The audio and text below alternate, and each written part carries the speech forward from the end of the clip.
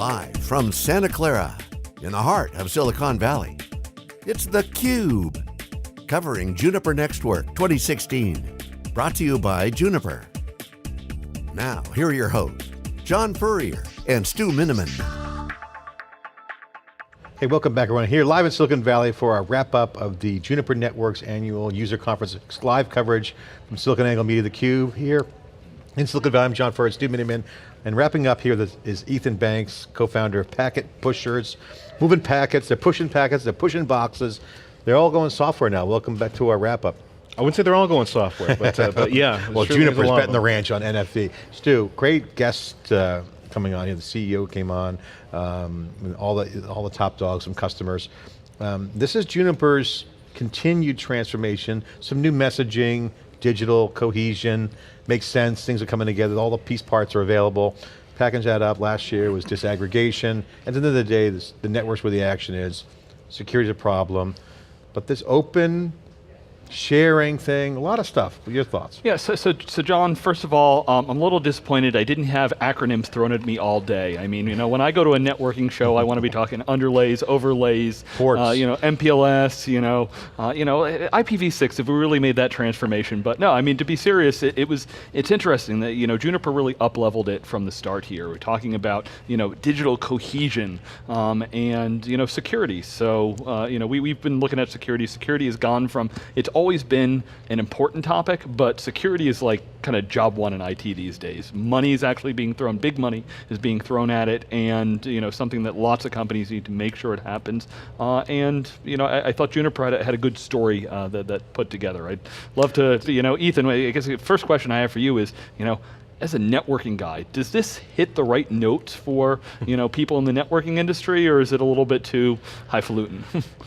So first thing, he didn't say digital transformation during that keynote. He said digital cohesion, which from a networking perspective makes a lot of sense, because what is it that is gluing together all of the information? It's the network, right? And so what is Juniper Networks' strength? It's that, it's building that infrastructure. And so the vision that he put together, sharing digital cohesion, was about let's get all of these disparate infrastructures wherever they are, whether it's our data centers locally or whether it's up in the cloud. Let's make it very simple to put all of those data sources together, connect them together in an easy way.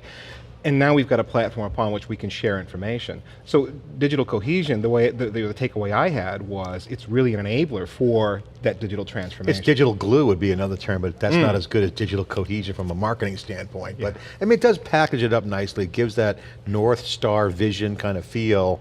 It is a bit marketing-ish, but it's not. It hangs together. It's not over the top. And again, it's not played out either. I mean, digital transformation is so played. It's one of the marketing terms that I felt made real sense, especially coming from the Juniper Networks point of view. So I like that element of the message resonated with me.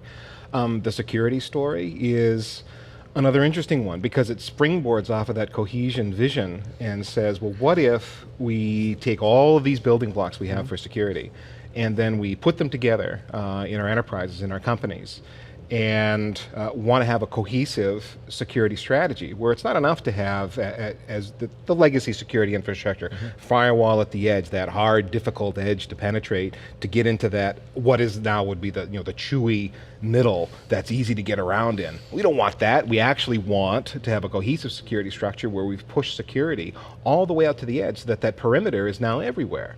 That's a big deal. I want to get you guys' thoughts on this because one of the things that jumps out, I mean, we go to a lot of shows, we see all the conversations, different perspectives. Obviously it's a networking company, now the glue layer, cohesive, but they have to win that 20-year battle, the Cisco install base, and I like how they're positioning themselves and they're being disruptive to that pre-existing market of networking, but yet the future scenario of NFV and the scenarios they talk about with self-driving cars, all this new digital stuff, they have to enable.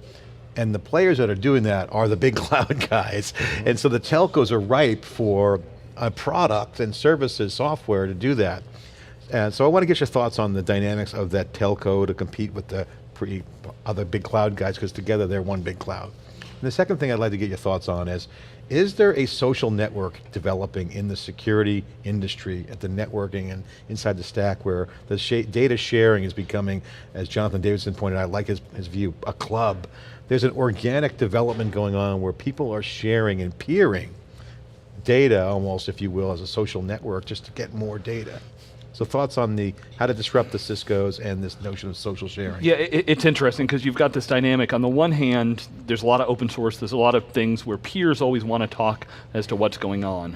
I was at an event a couple of weeks ago and like Red Bull Racing was like, all these cool things we're doing. I can't tell you the order of magnitude of how many sensors I have. I can't tell you order of magnitude of data I have because that's my differentiation, proprietariness. And even we had one of the Juniper ambassadors on and he's like, oh, security is really important, but mum's the word on anything else there because that's my business. So we still always have this dynamic of sharing's good. We hear a lot here about that, but there's certain pieces. What's important to my business, and I think one of the things I've been happy to see over the last couple of years is IT really sorting out what is important for their business, what is the differentiation that drives what they're doing, and what's the stuff that they're just going to push off to either a platform or a vendor because spinning up email servers is not something that is for other than a handful of companies differentiation out there. Networking is the glue for all of this, and there's pieces of networking that and you think are you like the important. software strategy that they have? You think that's a good strategy? Yeah, I do. Thoughts on that? Well, so if I'm a business, why would I spin up my own email server anymore, right? It's way cheaper, more reliable, more consumable readily. I can swipe that card and go with Google or whoever that provider is. So what interest do I have in running an Exchange server? And I'm a guy that ran a lot of Exchange servers back in the day. Yeah, a lot There's of just no work. value in that anymore. Well, there's a lot of blocking and tackling you do on-prem. You got to load all this stuff up and push that to the cloud. You're saying just take that off the table. Why wouldn't you? I know. Yeah, I mean, software as a service is there. I mean, these are some obvious wins that businesses can take advantage of.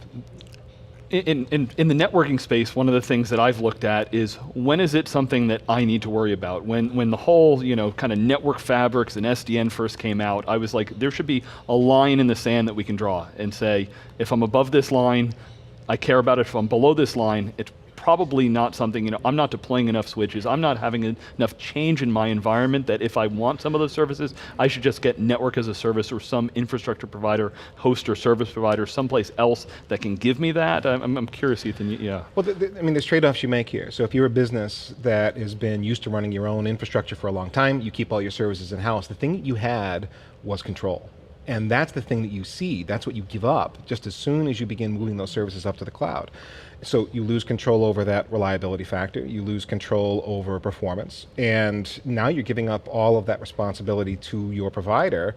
And then just as soon as you need to have that control back, now it's hard because you've got a black box that you're staring at. I can't, you don't have... You don't know what policies are on there, if it's policy-based, whatever, automated. If it's It has to be in the cloud too, right? Sure. I mean, the security functionality, compliance, reporting, all of that stuff. You were very much relying on that cloud provider for whether it's software as a service or infrastructure as a service, to meet all of those requirements for you. And if they can't, what are you going to do about it? It's tough. You still are kind of locked into operations with those providers if you've committed to them and moved your data up. And it's not as simple as, Well, I think that's the telco opportunity that Juniper has. They can go to the telcos and say, hey, you have on-prem stuff, you want to move stuff for economic reasons and other operational reasons or business model, CapEx, OpEx, no problem. If you deploy the Juniper there, you can have the same automation on configuration and security in their clouds. I mean, that's kind of what I heard. Did I get that right? Is that kind of what they're saying? I mean, that's what I thought I heard.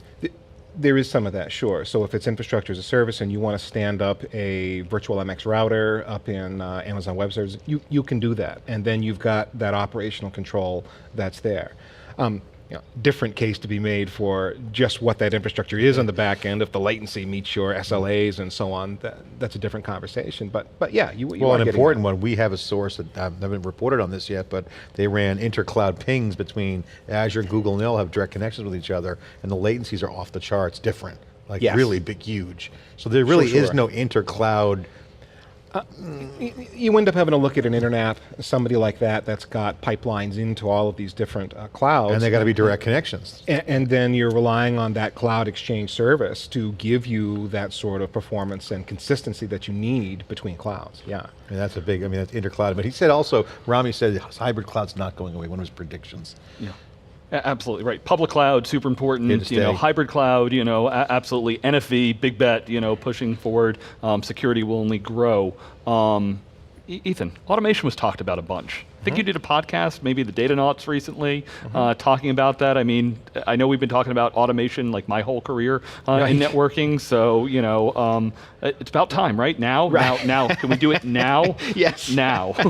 So the big challenge here Yeah. with automation and networking is that all the platforms on the back end are different. And so where we're at in networking as an industry and automation is we're at a point where we're trying to get to some standardization of interfaces so that as we are automating, we have some predictable interface that we're communicating with. That's been the big holdup right now.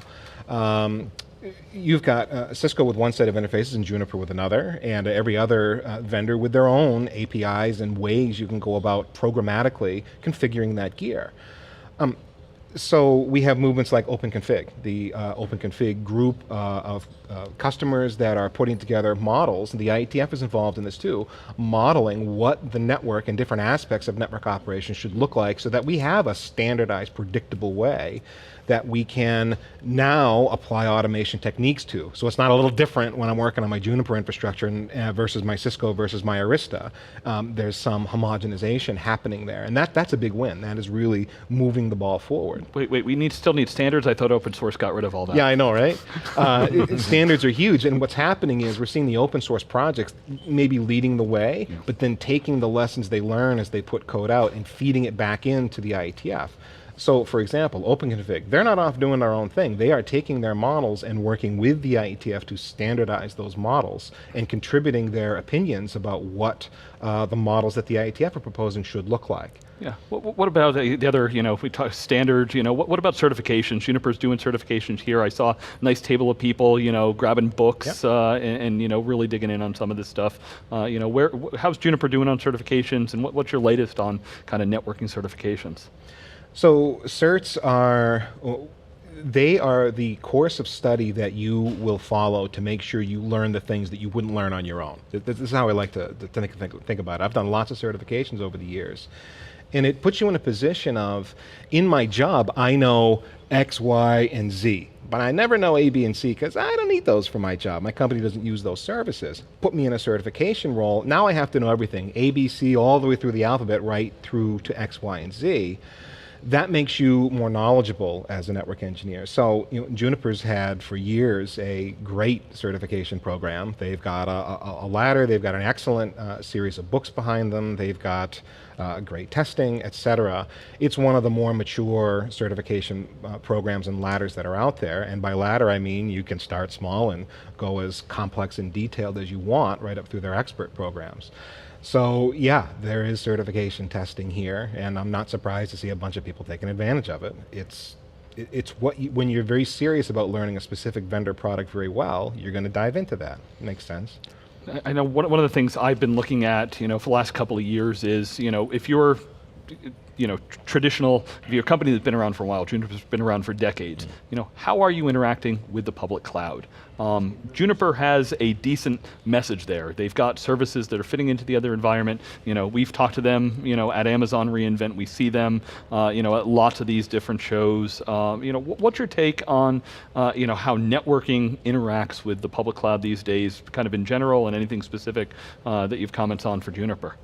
So the trick is to make your public cloud experience seem like it's part of your private cloud, so that I want to poke at that because you know our current experience today, for the most part, sucks. Don't we want to change it? Don't I want my private cloud environment to be more like the public cloud? Think about it from a workload perspective. Yeah. I want to be able to take a workload and move it from wherever it is to wherever I want it to be without the network getting in my way. And by that I mean I need to have good transport, transparent connectivity, and I also need to have security profiles that follow me so that when it's in my data center and I know exactly how it's been secured, that security profile is going to follow it up into the public cloud as well. And so when you're looking at networking products that will take you into the public cloud, that's a lot of what you're looking for, extensions from the environment you're familiar with to have that same warmth and familiarity in the public cloud. Yeah, so I guess, let me just say, I understand I want to have policies that can be the same either way, especially security needs to be able to span, view that. What I guess I what we've seen from a lot of people is that the operational experience of the public cloud is better today, and if I can have that kind of simplified experience in my own data center or my hosting environment, that might be easier because today. So when you're saying networking is a sucky experience, you're talking about just our operational experience in the data center? Rami gave the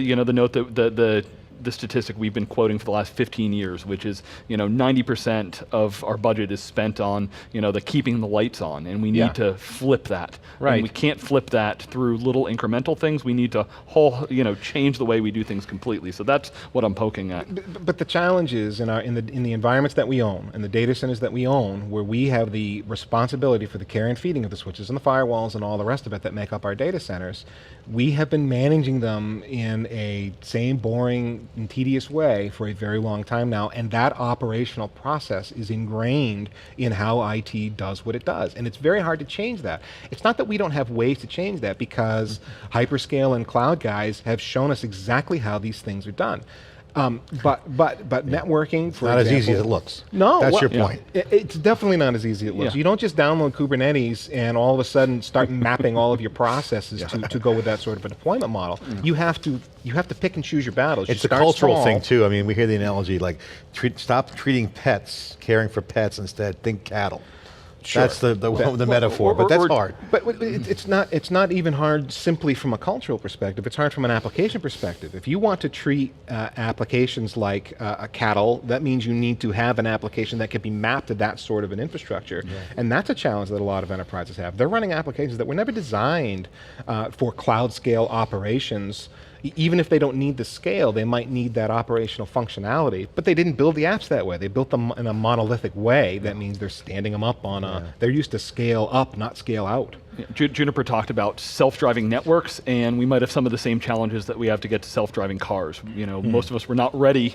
We understand that there's people out there that are drivers that we'd like to take off the road, just like I'm sure there's people running around data centers. We'd like to get them totally out of that job, but we're not ready to totally just say, oh, okay, automate all the things. Well, Stu, that's a good go. point. And to talk about what Ethan just said, it's interesting that the people are showing the way. So for instance, if you told me, 3 years ago that there'd be self-driving cars, autonomous vehicles, I would have said, yeah, sure, I'll give you 10 years, it's totally hype. Now Uber's showing some prototypes. Ford's going to ship in 5 years production, mainly around deploying, and it's happening now. So mainly it's going faster. So people have to move faster, otherwise it's there's an inevitable point of a forcing function. I think that is what I'm looking at here, is that the same dynamics exist. Well, if I hold on to the old way, because the mappings are hard, keep my job or whatever it is, clutching onto that old way, someone else is going to just take it. I mean, that's is that a dynamic, or is that my mixing the metaphors I think there? there's some of that. I think there's some that just want to hold on to the way things are, and they're resistant to change because they're resistant to change. But I think a lot more people, are, particularly in networking, are coming around to the viewpoint of, wait a minute, this is just another iteration of what technology is always about. And technology is in a constant state of change. We are always moving to the next thing, whether it's as simple as an incremental upgrade or as complex as a massive project that's going to bring about a whole new system into our businesses. Tech is constantly on the move and changing, and this move, where we're moving from managing individual devices to managing networks as a whole and typing things in one at a time on the command line to automating giant swaths of our network, that's just another change. It happens to be a harder one, and that's, I think, what's throwing a lot of people off. It's a scary one. Well, Rami's point is, Stu, and my takeaway from that was, I broke into the business in the 80s, and I remember, and I was young, what are those mainframe guys? They're so dogmatic. And they clutched onto the mainframe so long, they would not change, and the operating budgets on the mainframes, just on the support and maintenance, IBM, I would say they're huge, and DEC had a big presence in the minis, but they were kind of mainframes in my mind, was huge. They wouldn't move to the client server and then internetworking that became that new world. So is it the same dynamic? I don't know. It seems to be the same. They're dogmatic, it's the old way. There is some of that dogmatism. There's no doubt about it. At Packet Pushers, we've gotten some notes from people who say, guys, I hear what you're saying about busting silos, and don't just live in the networking silo, but talk to other people in other groups and get to know your developers and so on. But I have a job description that will not allow me to do anything more than what I am doing. And so they have to talk about a cultural barrier. Yeah. Some people are even legally bound through contracts or federal law. SLAs, all kinds of compensation. They're not allowed to talk Yeah, to anybody yeah, else. They can't. And so that's a cultural challenge that's very difficult to overcome. So sure, there is some of that dogmatism. Great stuff. Let's wrap it up. Let's go around the horn here. Let's get our take on Juniper's event here. Ethan, we'll start with you. Thoughts, observations, what's the vibe, what's coming out of this show? What's It's the takeaway? the second year for the event. It's very customer and partner focused. The information is going straight from Juniper management to the faithful. So you're getting very strong messaging about what Juniper is doing, very strong security message this time around.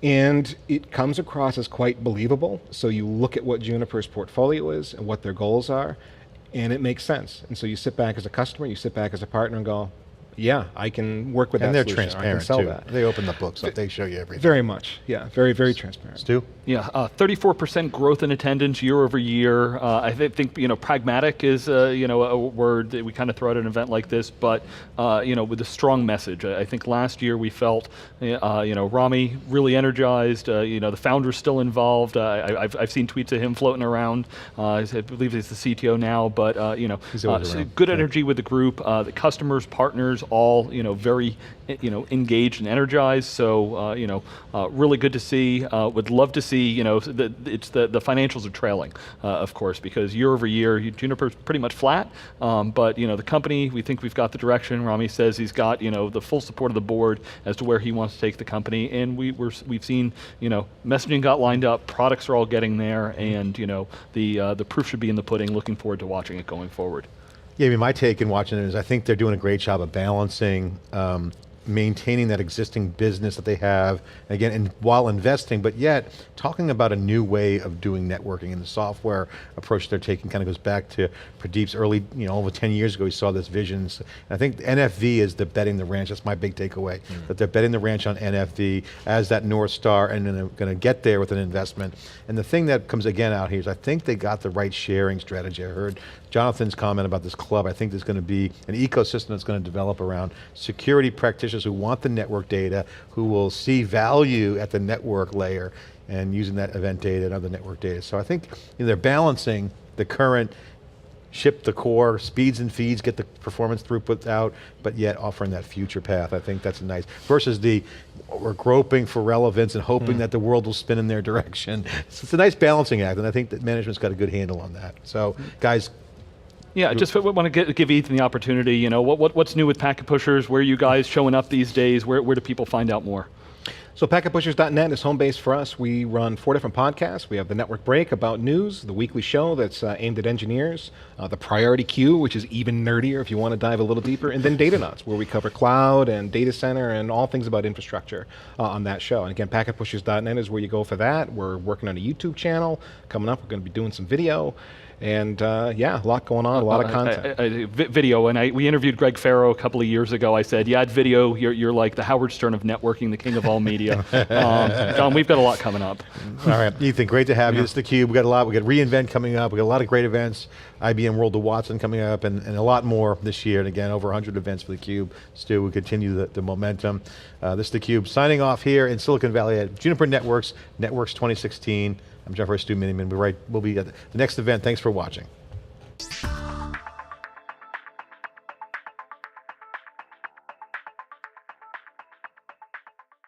I remember when I had such a